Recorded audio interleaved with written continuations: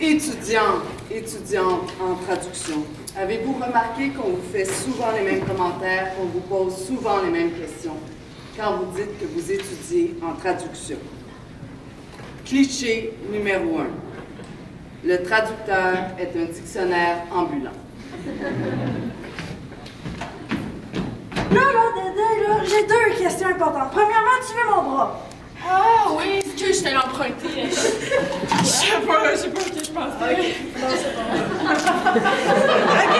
Ok, deuxième question vraiment importante. Là, est-ce que j'ai le droit de dire bon matin, là? Oui, Sandra, tu peux me dire bon matin. T'es sûre, là? Parce que là, Florence, là, l'autre jour, là, elle me disait que c'était pas correct parce que je sais pas. Ah ouais? T'acceptes ça, toi? Bon matin?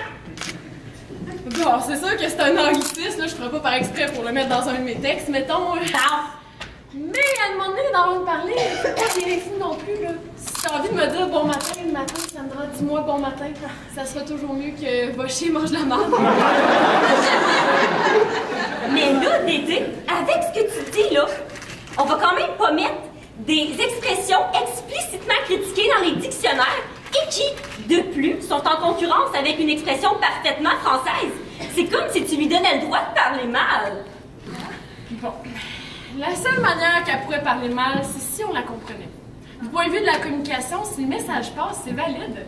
Puis les dictions, là, c'est bien beau, mais ils sont là pour refléter la langue parlée. Si tout le monde se met à dire bon matin, qui est une formulation qui respecte la syntaxe de la langue française en passant, crime, à un moment donné, elle va passer dans l'usage. Diantre, Andréane, avec ce que tu dis, là, tous les anglicismes vont finir par entrer dans la norme, et nous, là, on va finir par plus parler français. C'est comme si tu lui donnais le droit de parler mal. Ben, avec ce que tu dis, on parlerait encore un français du 16e siècle, puis, ben, on irait tout le mouvement essentiel à la langue vivante, là. C'est un peu plus riche. Je trouve que ça fait du sens, là, ce que tu dis, Andréane. Ça a. On dit avoir du sens. De quoi, là? On dit avoir du sens, pas faire du sens, c'est un anglicisme. Dédé? Non, pour ça, elle a raison. Mais là, comment ça, là? Je sais pas parler français. Bye!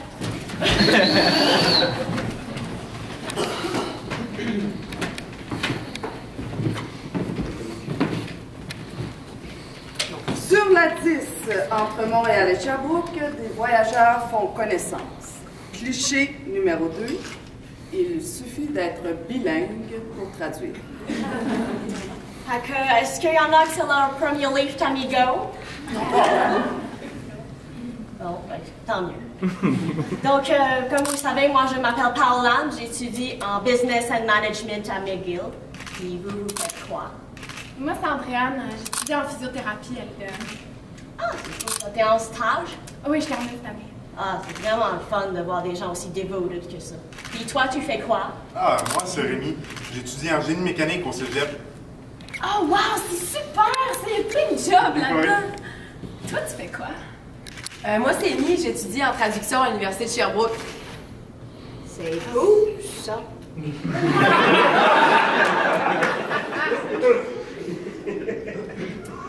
Il y a un bac en traduction à Sherbrooke. Je pensais qu'il y avait juste l'UDM qui offrait le programme. Ben, avant, c'était un bac multidisciplinaire avec cheminement particulier en traduction professionnelle. Mais maintenant, c'est un bac en traduction professionnelle avec option coop. C'est bien fun, ça. Moi aussi, je fais de la traduction en ma job. Ah ouais? Ouais, ben, vu que je suis la seule personne qui speak French au travail, ben, je traduis des mots puis des documents pour mes collègues, puis j'utilise Google Translate, puis des fois je corrige avec Antidote, là.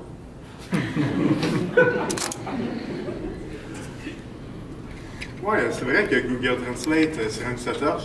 Mais qu'est-ce qu'il faut faire? T'as plus de job, toi? Ben là, ouais, Google Translate, ça s'améliore, mais ça pourra jamais traduire des textes idiomatiques dans plusieurs langues, dans plusieurs domaines. Écoute, là, écoute, on te niaise. Calme-toi. Sérieux, c'est quoi ta vraie job?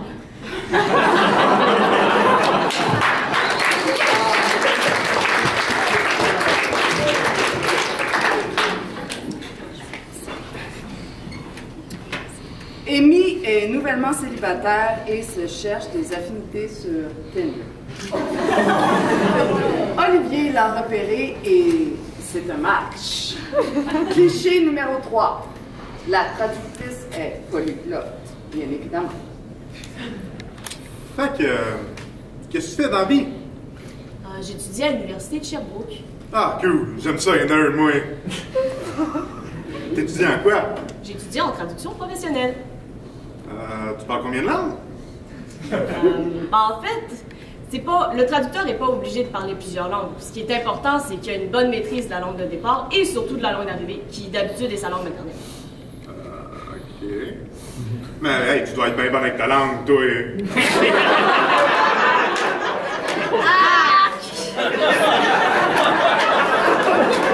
Supprimer l'affinité avec Olivier?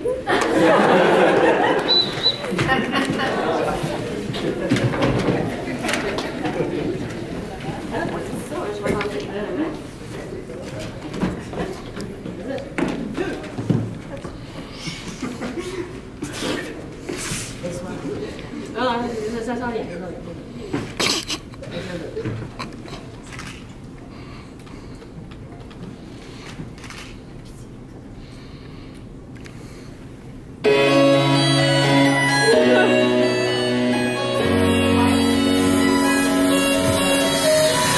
Les terminologues, ils trouvent des mots, ils font des fiches pour les nouveaux. Les interprètes, ils parlent trop, ou bien ils cherchent leurs mots. Nous traducteurs, nous traduisons de la Bible jusqu'aux chansons. Mais il y a un mot